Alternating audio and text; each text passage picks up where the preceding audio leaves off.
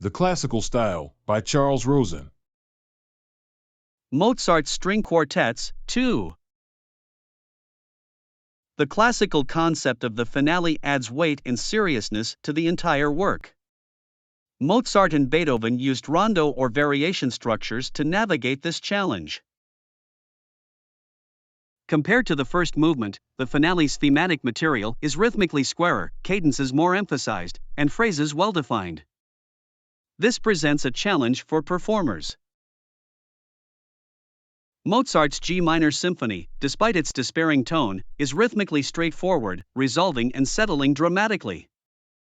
This aligns with the classical notion of a finale as conclusive and complete.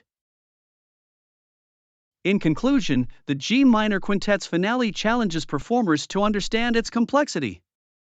But with the right approach, it can be a rewarding experience for both performers and listeners. In contrast, Haydn's later trios favored major endings for satisfactory resolution. Mozart, on rare occasions, ended in minor with added simplicity or sectional variation form. The weight of a finale concerned Mozart, evident in works like the A major sonata, K.526. It's a testament to his attention to detail and desire for a satisfying conclusion. The G minor quintet exemplifies Mozart's genre enlargement, focusing on the tonic area for heightened emotion. The expanded dimensions align with his evolving conception of the genre, allowing for intense emotional expressions unique for its time. The later theme, complex and agitated, expands the first group. This aligns dimensions with intensity, allowing the tragedy to unfold freely. Mozart's freedom with 5 instruments grants both massive grandeur and limitless anguish. Unlike later composers who constrict expressive elements, Mozart finds equilibrium. The form, always closed, leaves us with the memory of a resolved struggle. The last 2 movements of K.516. The other movements push expressive limits, notably the syncopated contrasts in the minuet. In spite of its violence, the minuet in second place, right after the first movement, has the decisive simplicity and concision of the closing theme of an exposition. The slow movement, like a development rhythmically the most complex point of the entire quintet, breaks up its material more strikingly than any other movement. Already at measure 5, we find the kind of fragmentation characteristic of a development section. And the 4-note motif developed here is used a few measures later in remarkable disruption of the rhythm in phrase. The sobbing rhythms and sighing appoggiaturus in the adagio introduction balance the work's emotional weight and perform both recollective and resolving functions. It surpasses even the first movement in emotional turbulence. The following allegro serves as a necessary reconciliation and resolution. Mozart and Haydn experimented with movement order, possibly to achieve a more unified concept. Beethoven revisited Mozart's proportions in his later works, putting the scherzo before the slow movement for a more balanced distribution of expressive weight. This echoes the ideals of Mozart and Haydn in a different emotional context. Mozart's string ensembles composed in 1788–89. In 1788, Mozart composed the Divertimento K.563 for string trio, a form he mastered uniquely. The Divertimento showcased Mozart's contrapuntal and harmonic prowess. It transformed the Divertimento form into serious chamber music. Mozart's last quartets for the King of Prussia, composed in 1789, introduced more solo writing. He balanced brilliance with the classical mind's integrity. Mozart's later quintet, K.593, highlighted individual instrument brilliance and virtuosity. It featured notable passages and an interesting historical correction in the finale's main theme. Mozart's works oscillated between soloistic elements and ensemble technique.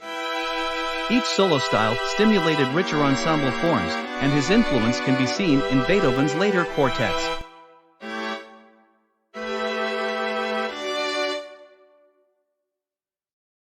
K.593 Movement I. The opening movement is a masterclass in compositional structure. It integrates an introduction and allegro in a unique way, reminiscent of later works by Haydn and Beethoven. The larghetto introduction and allegro share thematic similarities, with the larghetto reappearing as a coda at the end. This idea of an opening section transformed into a resolution has historical roots, notably seen in Bach's French Overture. The D major quintet takes a novel approach, particularly in its handling of the dominant cadence and the interaction of texture and harmony between the coda and allegro. This innovative structure widens the concept of exposition, prompting listeners to perceive tensions on a larger temporal scale. The allegros return at the end, along with the integration of tempi and harmonic development, showcases Mozart's masterful compositional skill. The D major quintet exploits a scheme of descending thirds throughout. The harmonic pattern of the main theme of the first movement is. The descending thirds progression is implicit in the opening theme of the first movement and inspires the large outline of the principal theme of the finale.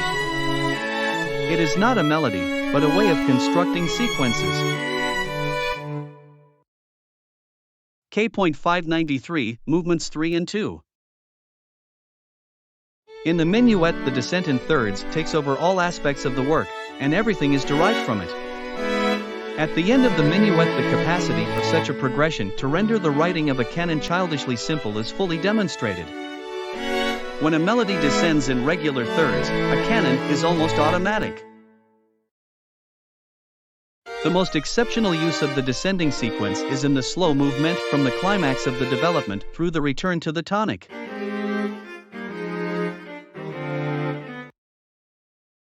Mozart's K.614. Mozart's quintet in E-flat major K.614 is a masterful chamber work. It pays tribute to Haydn, Mozart's mentor and friend. The piece's climax is the withheld cadence in measure 52.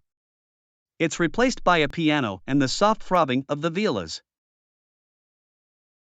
Mozart's debt to Haydn's technique is evident in the finale. The work is intricate and sonorous, expanding the form beyond Haydn's range. Critics sometimes fault the quintet for its lack of expansive freedom. But it fittingly acknowledges Mozart's submission to Haydn's instructional legacy in chamber music. Haydn's foundational vision of chamber music as dramatic action is palpable in every chamber work Mozart composed.